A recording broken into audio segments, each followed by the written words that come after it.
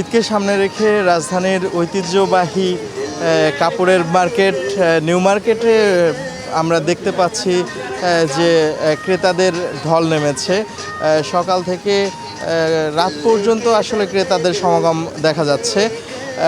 এখন আমরা আছি হচ্ছে নিউ মার্কেটের নূরজাহান মার্কেটে। আমরা দোকানদার এবং ক্রেতাদের সঙ্গে কথা বলেছি। দোকানিরা বলছেন যে এবার পোশাকের ডিজাইনে নতুনত্ব এসেছে, বিশেষ করে পাঞ্জাবি মেয়েদের থ্রি পিসের কালেকশানে বেশ নজর কাটছে। তবে অনেকের মতে ঈদের মৌসুমে দাম কিছুটা বেশি হলেও পোশাক পছন্দ মতো পোশাক আসলে পাচ্ছেন বলে ক্রেতারা মনে করছেন।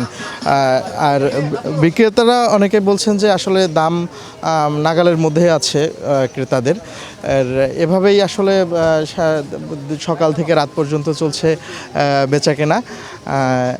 আর হচ্ছে আমরা যতদূর দেখতে পেয়েছি যে ঈদের যে বেচাকেনা সেটা মোটামুটি বেশ কয়েকদিন আগে থেকে রমজানের প্রথম থেকে আসলে বেচাকেনা শুরু হয়, তোড়জোড় করে বেচাকেনা শুরু হয়েছে, এখনও চলছে এবং শেষ রমজান পর্যন্ত আসলে এভাবেই মানে বেচাকেনা হবে এবং বিক্রেতাদের যে আশা সেই আশা পূরণ হবে বলে বিক্রেতারা মনে করছেন।